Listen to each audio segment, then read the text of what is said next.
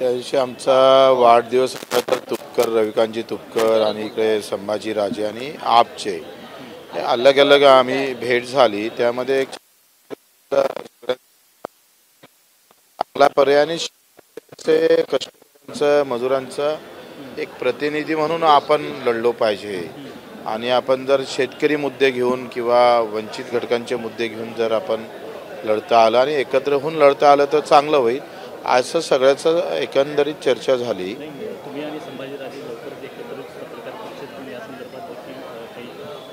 अजून त्याचं काही निश्चित नाही आहे. पहिले तर आम्ही सगळे मुद्दे सरकारसमोर ठेवू, अर्थात मुख्यमंत्र्यांसमोर ठेवू. शेतकऱ्याचे आहे, दिव्यांगांचे 6,000 रुपये पेन्शनचा विषय आहे, शेतकऱ्यांचे सगळे कामं MRGSमधून कसे कव्हर करता येईल, त्याला भावाच्या संदर्भात चढ उतार निधी देता येईल का, ह्या सगळ्याबाबत आमचे जे मुद्दे ठेवणार आहोत. आणि त्या अंती सरकारची काय भूमिका आहे ते पाहून मग समोर निर्णय घेऊ.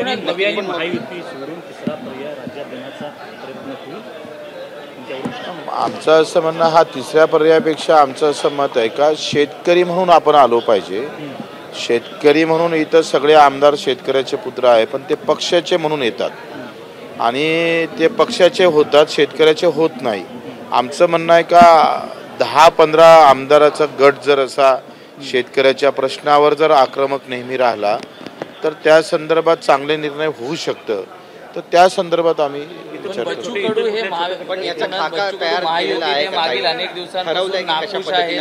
बाहेर पडण्याचा आता अंतिम निर्णय झालाय का? नाही, नाखुश वगैरेचा विषय नाही. आम्ही मुद्द्यावरच लढू, मुद्द्याच्या संदर्भातच आम्ही चर्चा करू. आणि या सगळ्या संदर्भात शेतकरी, मजूर, कष्टकरी, कामकरी असणार, या सगळ्या संदर्भात एकदा आम्ही CM साहेबांशी भेटणार आहोत. ते काय सकारात्मकता याच्यात दाखवतं ते पाहू. आणि मग नाही त्यांच्या सरकारकडून, ह्या सरकारकडून नाही झालं तर मग आपण मी तरी सध्या 15-20 आमदार ठिकाणी लढून तसा मी प्रयत्न प्रॉपर करणार. तिसऱ्या आघाडीचं मी सध्या बोलणार नाही, पण मी माझा स्वतः निर्णय घेणार. मी स्वतः शेतकरी म्हणून लोकांसमोर जाऊ, कष्टकरी मजूर म्हणून लोकांसमोर जाऊ. पण त्या अगोदर आम्ही मुख्यमंत्र्यांसोबत बैठक घेणार. त्या बैठकीमध्ये ते काय म्हणतं ते पाहू. आम्ही मंत्रिपदाची मागणी नाही करणार, येत्या निवडून आल्यानंतर तुम्ही आम्हाला मंत्रिपद द्या असंही म्हणणार नाही. पण जर आज शेतकऱ्याच्या निर्णयाबाबत जर ते भूमिका, जसं दिव्यांगाच्या बाबतीत असेल, या सगळ्या संदर्भात जर ते निर्णय घेत असेल तर मग आपण समोर काय सरकारसोबत हा विचार तुमच्या मनामध्ये सध्या मी लढत नाही. मी तुम्हाला काय म्हटलंय का आमचे जे काही 15-20 मुद्दे आहे त्या मुद्द्यावर जर सकारात्मक चर्चा झाली आणि त्या संदर्भात जर निवडणुकीच्या अगोदर काही निर्णय शेतकऱ्याच्या बाजूचे, दिव्यांगाच्या बाजूचे घेतले तर मग आम्ही स्वातंत्र्य लढण्याचा विचार थांबू. परंतु सरकारनं जर शेतकऱ्याच्या संदर्भात निर्णय जर घेतले नाही, मजुराच्या, प्रकल्पग्रस्ताच्या बाबतीत निर्णय घेतले नाही, शेतमजुराच्या संदर्भात घेतले नाही, तर मग मात्र बच्चू कडू स्वातंत्र्य लढेल.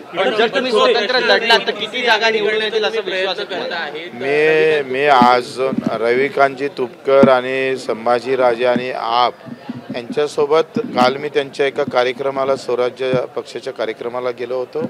त्यांचा आग्रह होता सगळ्या कार्यकर्त्यांचा का आपण एकत्रित होऊन शेतकरी, मजूर यांच्यासाठी लढलो पाहिजे. आता त्या सगळ्या संदर्भात आत्ता तरी पूर्ण चर्चा झाली नाही. आम्ही पहिले मुख्यमंत्री महोदय शिंदेसाहेबांशी बोलू. त्यांनी जर या सगळ्या संदर्भात निर्णय घेतला नाही तर मग आमची स्वातंत्र्य लढाई राहील. महाविकास आघाडीने ऑफर दिली तर त्यांच्यासोबत जाणार का? मग आता कोण ऑफर दिलं, काय झालंय का काँग्रेसने तेच केलंय. देशामध्ये शेतकऱ्यांची पिळवणूक काँग्रेसच्या राज्यात झाली, भाजपाच्या राज्यात होतं आहे. या सगळ्या योजना येताना कष्टकरी, कामकरी, जो मेहनत आहे, श्रमावर आधारित जो जगतं, त्याच्यासाठी काही मिळत नाही. आपण योजना काढतोय ते केल्या पाहिजे, मान्य आहे. आज 1500 रुपये लेक लाडकीला आपण देणार, ठीक आहे, पण आमच्या शेतीमालाच्या भावाचं काय, दुधाच्या दराचं काय, आमच्या मजुराचं काय, जो कबाड कष्ट करून रोज जगतं, आयुष्यभर त्याचं कामात जातं, त्याला बोनस तर द्या. अशा ह्या सगळ्या विषमतेची दरी जे निर्माण होत आहे, या देशामध्ये जातीची दरी तेळ निर्माण केलेलं दाखवलं जातं. पण खरा वाद जो आहे ते बेमानीनं जगणारे लोक जे श्रीमंत झाले, करोडपती झाले, ते आणि कष्टानं जगून गरीब राहिले, अशी एक दरी आहे. ती दरी आम्ही खऱ्या अर्थानं कमी करण्याचं काम याच्यासाठी आम्ही मुख्यमंत्र्यांच्या नावाने ज्या योजना लागू झाल्या त्यासाठी आता त्याच्या प्रचार प्रसारासाठी जाहिरातीसाठी 5,500 कोटी सरकारनं मंजूर केले. कसं पाहता याकडे? मला असं वाटतं का या सगळ्या संदर्भात योजनेसाठी जाहिरात ठीक आहे का बा, लोकांपर्यंत ती योजना गेली पाहिजे याच्यासाठी केली ठीक आहे, पण पक्षाचा प्रचार म्हणून करत असेल तर ते चुकीचं आहे आणि ते करू नये सरकारनं. इतर छोट्या पक्षांसोबत तुम्ही आणखी बोलणी करणार आहात का? तर तुम्ही आता सध्या तरी आम आदमी पार्टी असं देखील सध्या आम्ही काही करणार नाही. पहिले आम्ही अधिवेशन संपल्यावर सन्माननीय मुख्यमंत्री महोदयांच्या समोर आमचे दिव्यांग बांधव, प्रकल्पग्रस्त शेतकऱ्यांचे प्रश्न समोर ठेवू आणि त्यांनी जर प्रतिसाद दिला नाही तर मग आम्ही, तुम्हाला माहीत आहे आम्हाला कोणाला विचारायला लागत नाही. आमचा कोणी राजकारणात आम्ही पाहतो, आमचा बाप शेतकरी आहे, त्याच्याशिवाय आमचं पत्ता हलत नाही. वाटतं आपल्याला की सरकार काही करेल आणि आपली भूमिकाही बदलेल म्हणून. लोकसभेमध्ये महायुतीला फटका बसल्यानंतर तुमची बदललेली भूमिका पाहायला मिळते का? नाही असं काही नाही. लोकसभेमध्येच मी नव्हतोय, तुम्ही लक्षात नाही, तुम्ही अभ्यास केलेला दिसत नाही. लोकसभेत मी तर स्वतः माझा उमेदवार उभा केला होता. बच्चूजी त्यांचं असं म्हणणं आहे की त्यांनी वारं जे फिरलं गेलंय, ज्याचा जे 400 पारचा जो नारा, वारं फिरायचं असतं तर मी आघाडीसोबत बसलो असतो ना. तुम्हाला लक्षात नाही आलं, तुम्ही ना पत्रकार अभ्यास करत नाही. तुम्ही एक सांगा, वारं फिरलो त्याच्यासोबत चाललो का? नाही शेतकऱ्यांचा मोठा फटका बसला महायुतीला लोकसभेमध्ये आणि आता विधानसभेची कदाचित परिस्थिती. माझी भूमिका शेतकऱ्यापासून कधीच बदलली नाही. तुम्ही नीट ऐकून घ्या.